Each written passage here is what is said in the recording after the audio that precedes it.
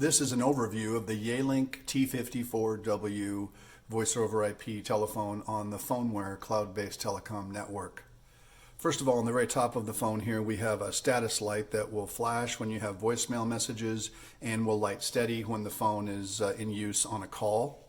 Then on the main display across the top here, we have a status or a notification bar. Shows me my extension number. If I lift my handset, it shows me my full 10-digit number. Also, it shows me right now that I have Wi-Fi active. My Bluetooth is not active. Some other icons that you'll see up here, you'll see up in this top area are things like missed calls, voicemail messages, headset mode, etc. So there's a variety of icons that will show up there. In the main part of the display here, when my phone is idle, it will show me the time and date. If I'm on a call, it will show me the name, phone number of caller ID, and elapsed time of a call that I'm on. The display has 10 configurable buttons, 5 on each side here. On page 1, I've got my line or call buttons here, some park buttons, and then some one-touch buttons to other extensions in the office. You can see that everyone's in Do Not Disturb on this screen. And then I can go to page 2. And now on page 2, see this bottom button switches you between page 1, 2, and 3. On page 2, I've got a few other extensions, a few speed dials, and then on page 3, I've got a couple of features, not much, and then back to page 1 again. So basically you can use this page button to go through up to 27 configurable buttons on this phone. Across the bottom are menu keys. When your phone is idle, you can activate a couple of features like ICOM and Do Not Disturb. We'll talk about those later in the video. You can also access your directory, and you can go into the settings menu. So if I go here, I can navigate through the various settings on my phone. Okay. Then down on the main part of the phone here, the bottom section, over here we have our navigation buttons, which we just talked about. So if I go into my menus, I can navigate through and press the OK button to go into something. I can press back, or I can also press this X button right here to exit a setting, and the X button can be used to disconnect a call. So if I'm on a call right here, I can just push the X button here and it will disconnect that call. So X button is used to exit menus and also to disconnect a call that's in progress. Volume button will be used to adjust the volume on both your receiver and your speakerphone, depending upon how you're using that particular call. Keypad, pretty self-explanatory. Pay attention to the fact that the pound key says send on it here, and as we're demonstrating some of the features, we'll show you how you use send. The headset button will put you into the headset mode there if you use a headset. Microphone mute will mute either the handset microphone or the speakerphone microphone, depending upon how you're using the phone on a particular call. The envelope button here will call into voicemail to pick up your messages. This button here is hold. This is last number redial. This is transfer, and this is your speaker button. In addition, the display on this phone can be tilted. You can adjust the angle to reduce glare or just get your best viewing position. Also on the very back of the display there is a USB port. You can use that to plug in a USB headset, a USB thumb drive for recording calls, or even just plug in your mobile phone to charge it. So that's about it for an overview of the T54W telephone.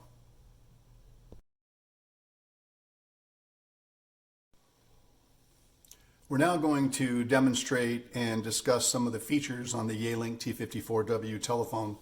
Before we get started though, you should have at your side here to follow along the quick reference guide from the either we gave it to you or shipped it with the phone, or you can download it from the azphoneware.com website under resources and downloads. So basically this document covers all the features that we're going to talk about, and so you should have it at your side there to follow along. First, let's talk about making calls. So to make a call out on the Phoneware network, you don't need to dial 9. So I can just pick up my line, grab my handset or hit speaker, like so. The phone will wait a few seconds to see if I'm done dialing, and then it will send that call, just like that.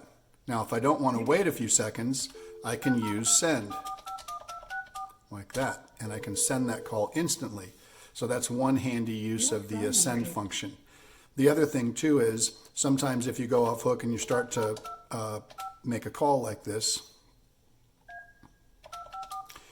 and let's say I've not completed the number, but I need to look something up. The number you have dialed has not. The phone went ahead and sent that incomplete number and generated an error. So that's one of the benefits to using pre-dial. I can make it sit there with an incomplete phone number for forever, realistically, and then when I'm done dialing, I press send, and that call will be sent out. So there's a number of benefits for dialing using the pound key when dialing. You can also make a call using last number redial. If you press the redial button, it brings up a list of your most recently dialed numbers, and you can navigate to the number that you want, and you can either press call or you can press the redial button again. And since that list always shows up at the most recent number, if you just press the redial button twice, it automatically dials the very last number that you've called. So that's the way that redial is typically used. If you press the redial button, not only can you go through all the calls that you've made, but you can also go left and right here and go to some of the other lists of calls that you can view on your phone. Okay. Lastly, you can make a call using your directory. So when your phone is idle, I can press directory right here. I can choose a contact list. I'm going to go into my network contacts, and here I can navigate all the way through my contacts, or I can just use the search function. If you use search, you have to enter a name using the old T9 method. So let's say I was going to call Greg. I have to spell G-R-E like so, and then it will find that match for me. And now I could call Greg by pressing the call button here. So there's a directory built into your phone that synchronizes with your account. So you'll have access to all the extensions in your business group, as well as any external contacts that you've added to your account, either through your phone or through the user Commportal. And that's it on making calls.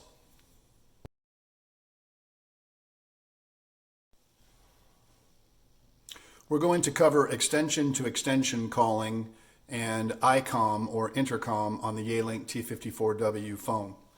If I want to call another extension, I can either dial their extension number, which will make them ring.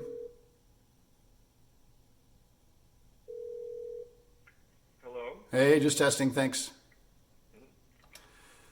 So that was an example of dialing an extension number.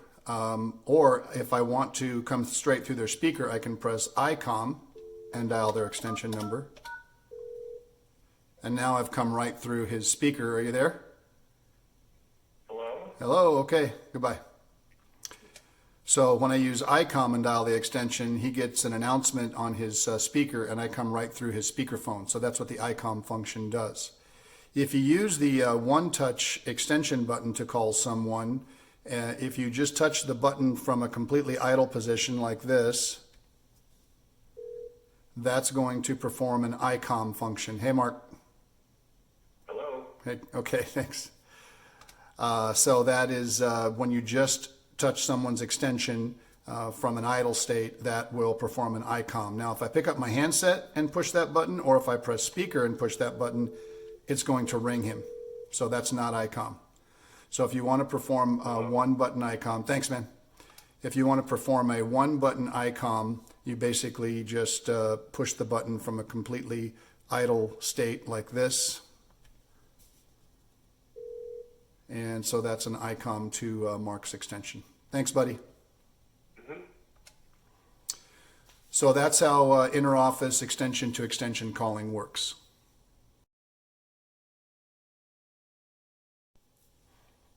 Answering a call is very simple. When my phone rings, I can either pick up the handset, or I can press answer, or I can press OK, or I can press speaker. Any one of those will answer that call that's ringing my extension.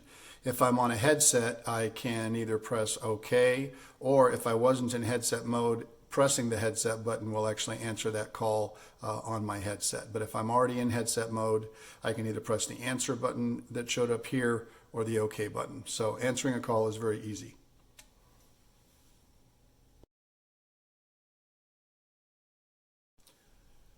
Pickup is a feature that's used to intercept a call that's ringing at another extension. There are two ways that you can use pickup. First, if another extension is ringing, it will flash here, and by pushing that button, I can intercept that call that was ringing at that phone. So now by pushing that button, I've answered the call that was ringing at extension 212. The other way that you can use pickup is there is a group pickup feature probably programmed on your phone. Mine's on page 3 here, it says pickup. And in that case, if another phone is ringing elsewhere in the office, I can just push this pickup button right here and it will intercept that call. And now I have answered that call. Here I am on my call 1, and I basically picked up the call that was ringing extension 212.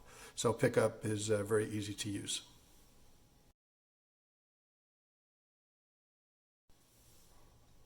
Paging through all the speakers in all phones or even overhead speakers is very easy. You may find that your phone is equipped with an all page button right here. Basically, if you push that button, you're performing a page announce through all the phones in the location. So you could hear in the background that I was just paging through multiple phones here. So paging is very easy to use.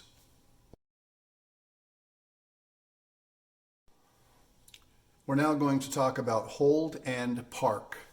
So when you're on a call, you can either put the call on hold or on park. To put the call on hold, when I'm on the call here, I can either press my hold menu key right here, or I can push the hold button over here on the phone. Either one will put that call on hold. The caller is now hearing music on hold, and I can pick that call back up again by either pushing the flashing call button or hitting resume, and I'll have that call back. Now the limitation on hold is private to my phone only. So if I put a call on hold, no one else can pick that call up except for my extension. So it's private. If you want to put a call on public hold, you'll use the park button. So basically, if I'm on this call and I press any one of my park buttons, I'll put it on park 3. Now that call is holding on park 3, and every phone in my office now has their park 3 button flashing, and anyone can push their park 3 button to pick that call back up from hold, and then the call will move up to their call button and they'll take over that call. So park is a shared hold, and the regular hold button is private. No one else will be able to pick that call up if you put a call on regular hold. Also, you'll notice that the park buttons here have a code next to them: park *01, park *02, *03, etc.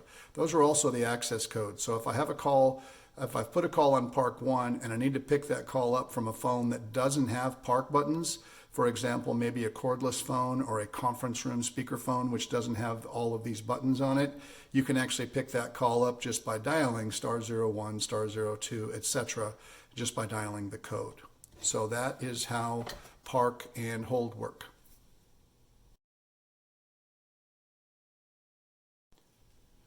We're now going to demonstrate transferring calls.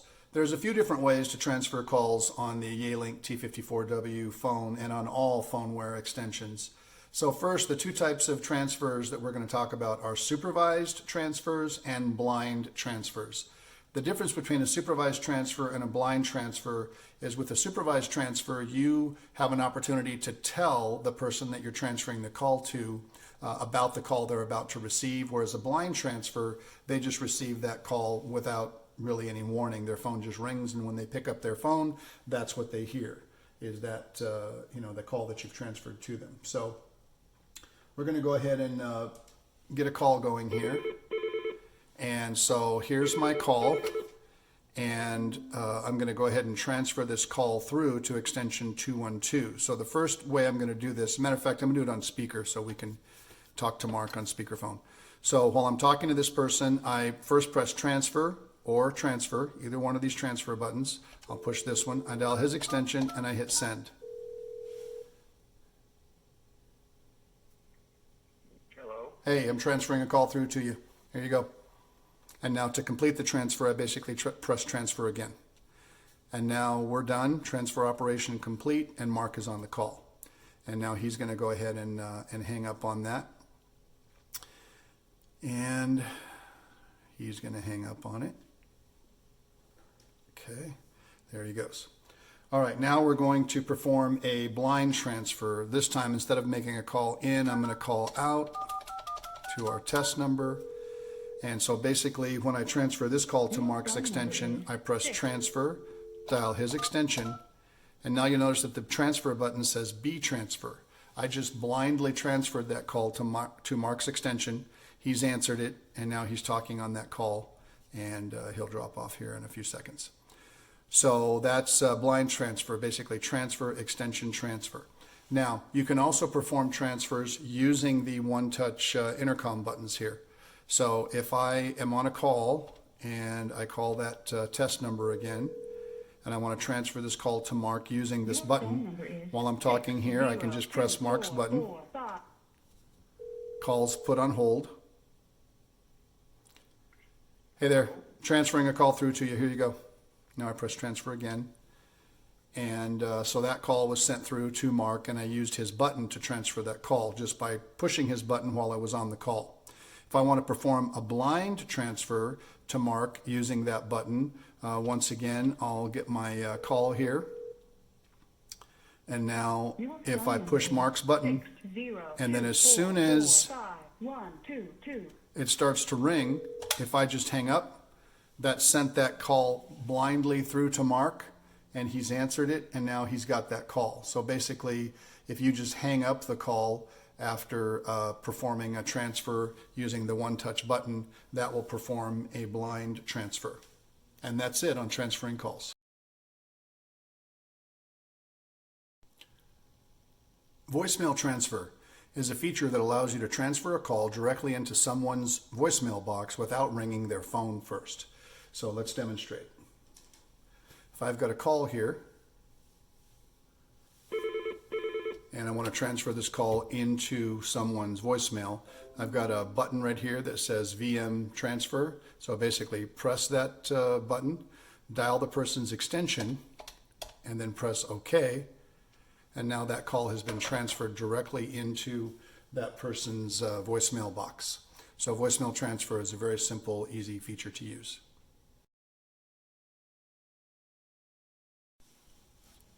Conference calling. The Yealink T54W telephone can establish a conference call with up to 10 parties. That's 9 other parties plus this phone. So the process is quite simple. If I've got a call here, just go ahead and answer this call. And now to establish my, my conference call, I basically have to go to my second page of options here, and there's conference. So I press conference. Now I dial the next number that I want to conference with and press send. And once this answers, I again find my conference button, and now I've got these 2 calls, my office and this test number, in a conference call. But I can keep adding parties. So I basically, if I press conference again and dial another number, once that connects, press conference again. Now I've got a total of 3 parties plus myself. And if I press manage right here, I can see all the different calls that I've got. I can keep adding parties like so, and then press conference again. Now I've got 4 parties, so you can keep going up to 9 members plus yourself on this call. And if I go into manage, I can drop individual calls from this conference like so, even bring it down to just my 1 call so that I can disconnect that. So that's how conference calling works. It's quite simple.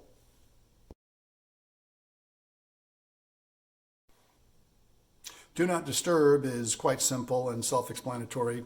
To put myself in do not disturb, I push this D&D button right here, and now it shows me that D&D mode is enabled, and also I see this little stop sign icon in my status bar showing me that my do not disturb is enabled. Anyone who tries to call my extension now will go straight to my voicemail. I also won't receive any pages, and the do not disturb is synchronized across all of my devices. So if I have a phone at my office and then another phone on the same line at my home, putting one of them in do not disturb will put everything on the account in do not disturb. Removing one of them from do not disturb will remove all of them from do not disturb. Also, whenever you put yourself into Do Not Disturb, to everyone else in the office, your extension button will flash, indicating that you're in Do Not Disturb. So these people here are in Do Not Disturb. This one is not. If I put myself in Do Not Disturb and I go to page 2, there's my extension, and you can see that I too am now in Do Not Disturb. So that's how Do Not Disturb works.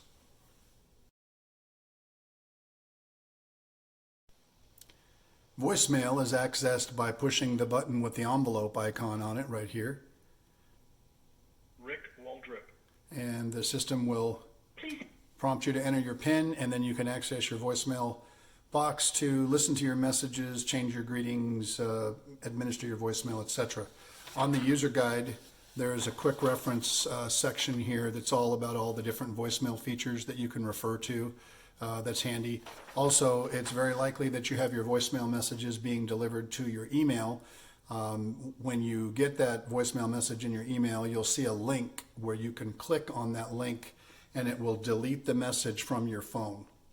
When you have voicemail messages on your phone, you'll get a flashing light here and an icon with a number next to it showing you how many messages you have in your mailbox right now.